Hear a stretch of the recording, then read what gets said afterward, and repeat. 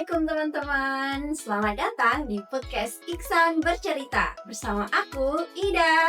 Nah, di podcast kali ini aku bakal bahas tentang adaptasi dunia perkuliahan sebagai mahasiswa baru. Tapi pastinya aku nggak sendiri ya di sini. Di sebelah aku udah ada dua narasumber keren kita, Mbak Nisa Amelia dan Mbak Dati. Halo Mbak Nisa, Mbak Dati. Halo. Apa kabar nih? Alhamdulillah baik. Alhamdulillah baik. Oke, mungkin bisa perkenalan dulu buat teman-teman di rumah. Oke, dari aku dulu ya. Halo, nama aku Nisa Amelia, biasa dipanggil Nisa.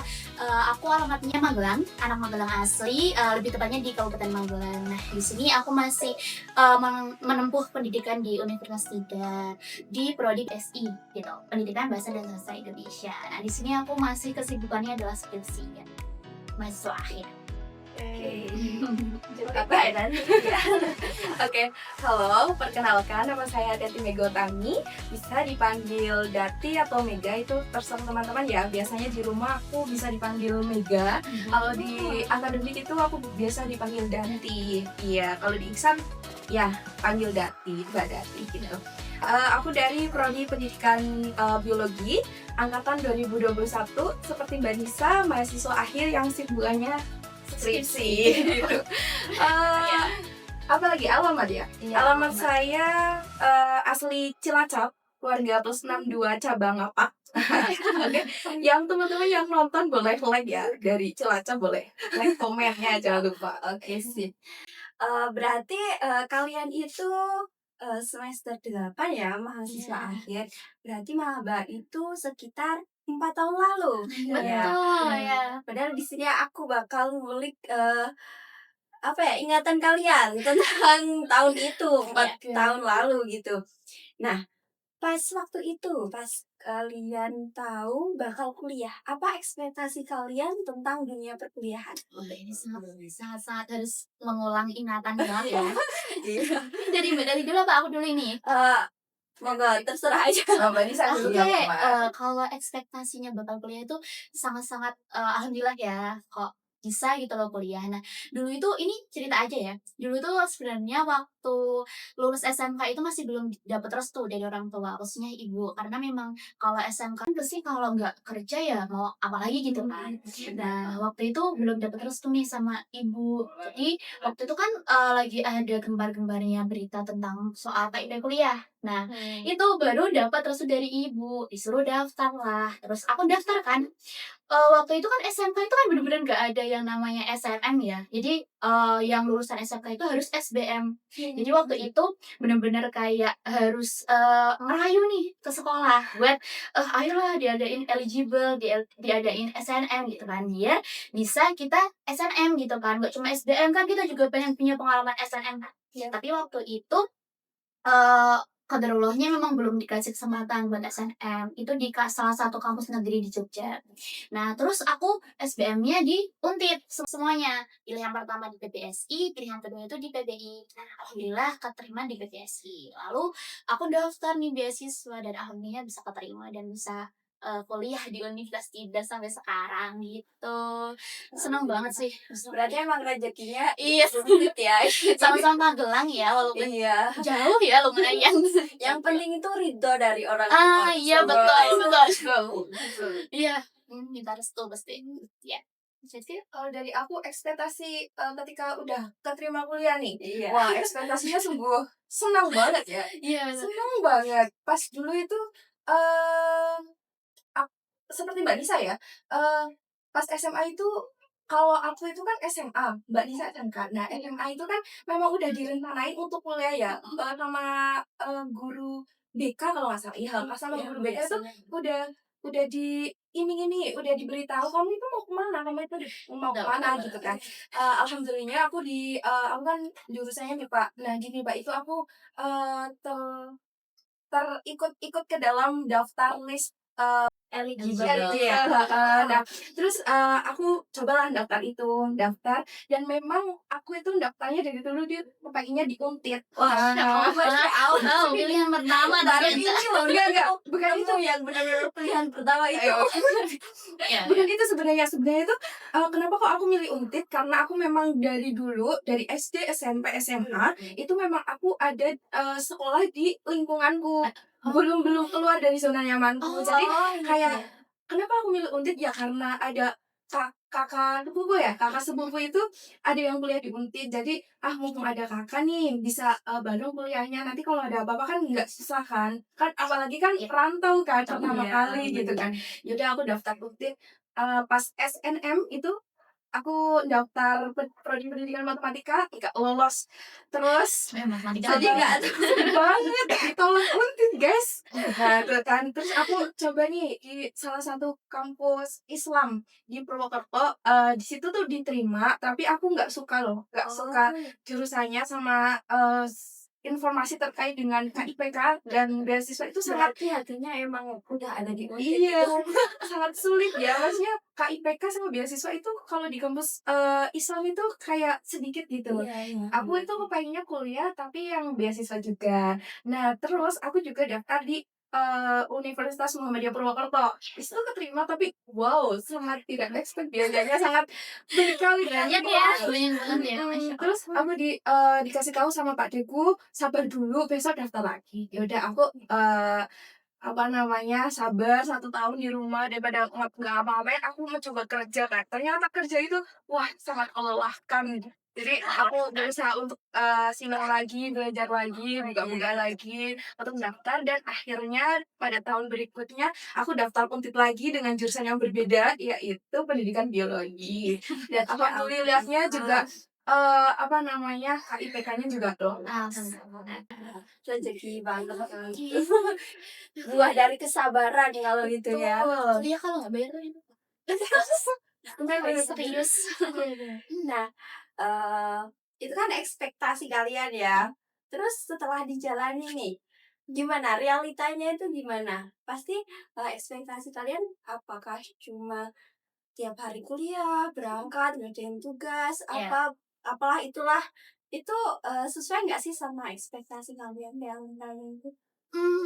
Ya, Siapa jadi dulu? ya, Oke. kalau sesuai itu ya sesuai aja. Karena dulu tuh, pengen kuliah itu waktu SMP. Nah, itu kan lihat kayak di FTV gitu loh, kayak, Iya. orang-orang pada kuliah tuh kok enak banget gitu loh, kuliah pulang kuliah ternyata waktu dijalanin tuh bener-bener kayak tugasnya sangat-sangat numpuk ya, apalagi Iya, kalau bener banget. semester-semester awal ya. Jadi kayak, ternyata realitanya tuh kayak gitu, ya Nggak ampun. sebagus yang Enggak sebagus kayak di FTV, iya, bener bener, banget gitu. TV, oke. gitu. Iya. Kalau aku tuh ekspektasinya dulu itu kalau mau kuliah tuh, aku tuh suka buka sosmed ya. Udah zamanku Iya, tuh udah ada Instagram, Iya. YouTube dan lain-lain. Aku tuh suka banget, lihat kayak motivator-motivator, di seperti Kak Sherly Anavita Rahmi, tau nggak? Nah, itu kan juga aku baru denger Oh, itu. nah itu Iya. kan, beliau itu menyebarkan motivasi-motivasi kehidupan dan kuliah kan. Aku pikirnya, oh anak kuliah nanti bisa ngomong, bisa ini, apa namanya, kegiatannya banyak, terus, enak ya, bisa didengerin, bisa nge-explore semua hal gitu yang ada di kampus, bisa ngembangin, potensi yang ada di diri kita gitu kan. Terus ekspektasinya, wow, ternyata kalau semuanya kita pengen miliki itu, wah kita keteteran banget, beneran keteteran Betul, banget. betul. Iya, iya. Nah itu, ternyata kita harus, pintar memanajemen waktu, terus itu yang paling penting sih, tanggung jawab pada tugasnya masing-masing gitu kan. Terus, apa namanya, pas SMA itu, aku tuh belum kenal banget sama manajemen waktu. Karena apa? Karena mungkin, aku dari rumah ya, rumah itu, deket banget sama SMA, cuma mungkin tanggung jawabku cuma kayak belajar, nyuci juga jarang, maksudnya nyuci sendiri jarang gitu kan, Iya, iya. masak juga jarang gitu kan. Yang penting itu berangkat sekolah, tugas pun aku orangnya mepet deadline. Jadi kayak, wah, manajemen waktuku sangat buruk, Berantakan berantakan banget banget. nih kalau gitu ya. Pas masuk kuliah ini, wah, stres mikirin itu. Untuk memanajemen waktu yang baik itu seperti apa, dan aku belajar itu tuh di organisasi juga. Oh, iya, iya. Keren banget sih. sampai akhirnya bisa saya sekarang. Oke, tapi pas waktu maba-maba dulu ya, kan Mbak Nisa itu ngelaju ya. Iya. Oh ya, yang belum tahu ngelaju itu sebenarnya ngelaju Pulang itu pergi gitu. pulang pergi itu Iya. dari rumah ya teman-teman. Kalau ke Magelang tetap jauh ya. Iya, Dari betul. puncak sana sampai puncak sini gitu. Bener. Terus Mbak Dati itu ngekos ya. Iya, betul. Eh, Tantangan sama culture shock-nya itu apa itu kira-kira? Oke, culture shock dari berbagai segi ya. Iya. Nggak cuma kuliah tapi budayanya. Betul. Bener banget. Di aku dulu. Iya, betul. Iya. Kalau culture shock dulu kan karena memang kita kan angkatan COVID ya. Iya. Pada saat itu kan kita masih COVID. Semester 1 sampai semester 2 itu kan masih COVID ya. Itu full online Iya, ya sih? full online. Jadi kita tuh kayak di rumah bener-bener kayak harus ada laptop terus kita Zoom gitu kan. Nah, itu culture shock-nya tuh karena waktu itu kan masih Zoom ya. Kita kan masih kayak dari adaptasi dari SMK atau SMA terus kuliah gitu kan. Nah, waktu itu kan belum ada yang namanya Zoom kan kalau SMK atau SMA gitu kan. Nah, waktu itu bener-bener kayak misal dosen nih, dosen kan kayak ngasih kesempatan buat bertanya. Nah, teman-teman tuh bener-bener kayak yang ambis-ambis banget gitu loh, kayak saya bu gitu.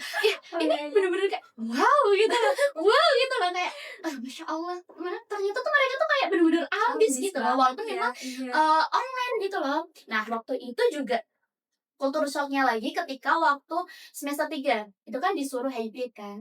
Itu kan kalau nggak salah tuh NPM yang genap tuh duluan offline. Terus yang ganjil itu juga nanti bisa online, nanti bisa offline Oh, gitu. kayak setengah kelas. Iya, langsung betul. ya, setengah Nah, kelas enggak gitu ya. Nah, waktu itu pas semester 3 kan aku NPM-nya ganjil. Nah, itu kan kuarter kedua buat offline. Nah, itu kan waktu itu kan ngaju dan bener-bener kayak ini tuh aku nggak pernah ke Kota Magelang gitu loh sebelumnya. Jadi kayak waktu SMK aku bener-bener kayak cuma menjelajah Kabupaten Magelang aja. Jadi nggak pernah ke Kota Magelang ya. Jadi sekalinya ke Kota Magelang bener-bener kayak pakai motor tuh bener-bener kayak deg-degannya tuh bener-bener ya ampun ini kayak nyasar gimana kalau misal jatuh gimana gitu Itu kan kan. jalannya Bener, searah gitu ya. kalau misal diantar masa setiap hari diantar gitu kan. Nah, terus ibuku itu bilang kayak kalau misal ngekos gimana sih? Kalau misal ngekos kalau aku gabut di kos gimana gitu. Pasti pulang kan gitu kan. Nah, pikiranku kayak gitu. Terus ya udahlah bismillah majulah dari Sumbung ke Kota Magelang gitu. Nah, waktu dijalanin pertama itu bener-bener kayak pulangnya tuh bener-bener sini pinggang bener-bener sakit.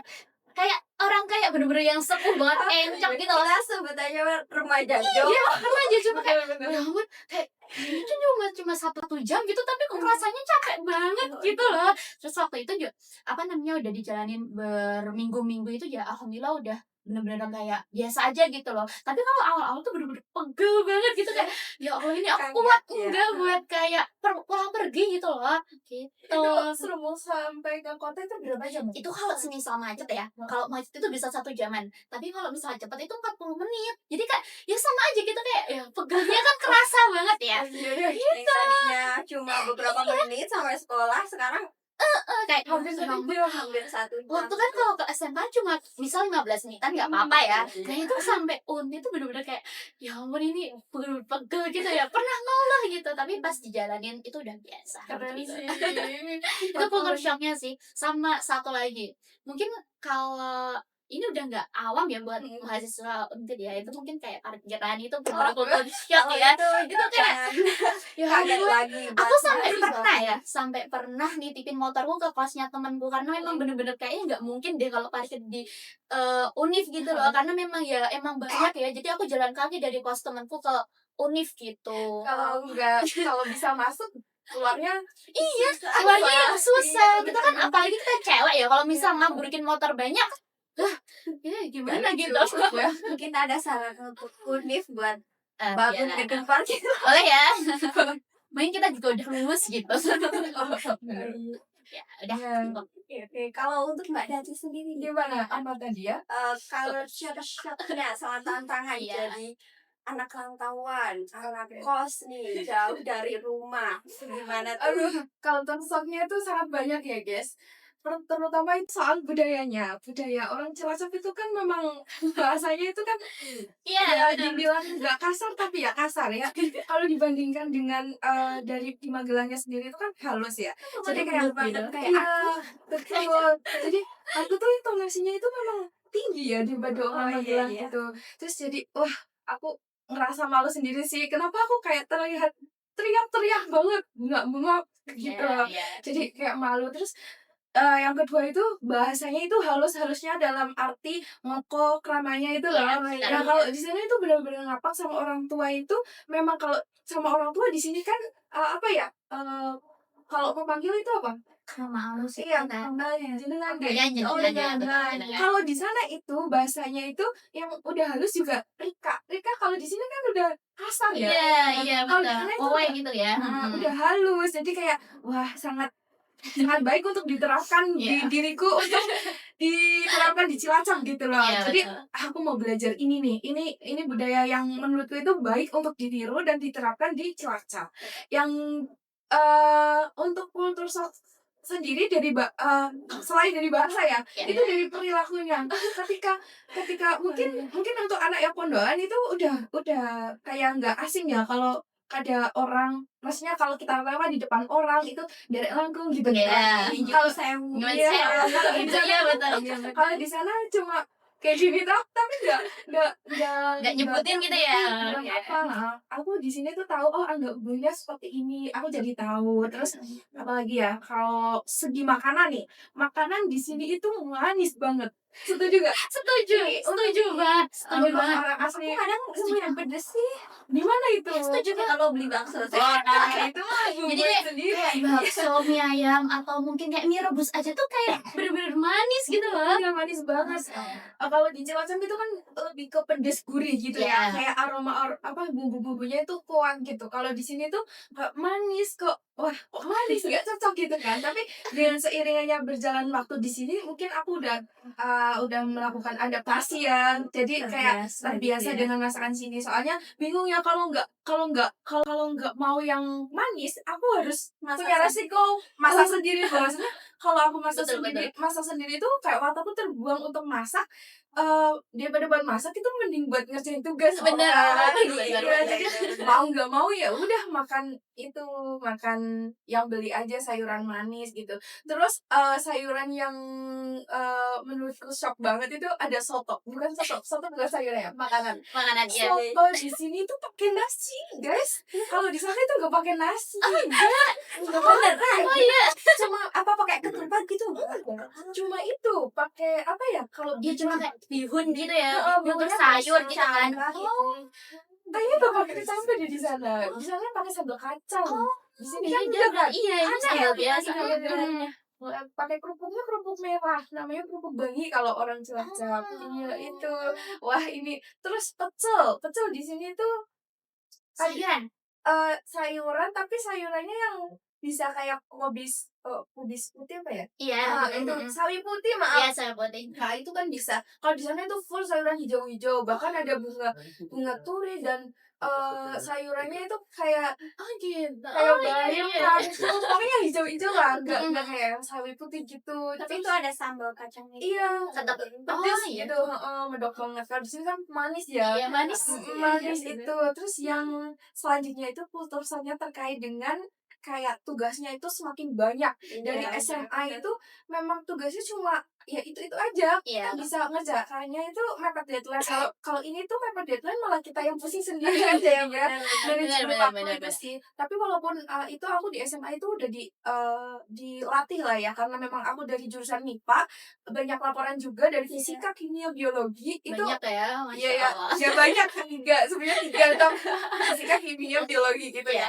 Itu udah ada laporan dan laporannya itu per minggu itu kadang setiap matkul tuh 1, 2 itu kan setiap minggu pasti ada kan.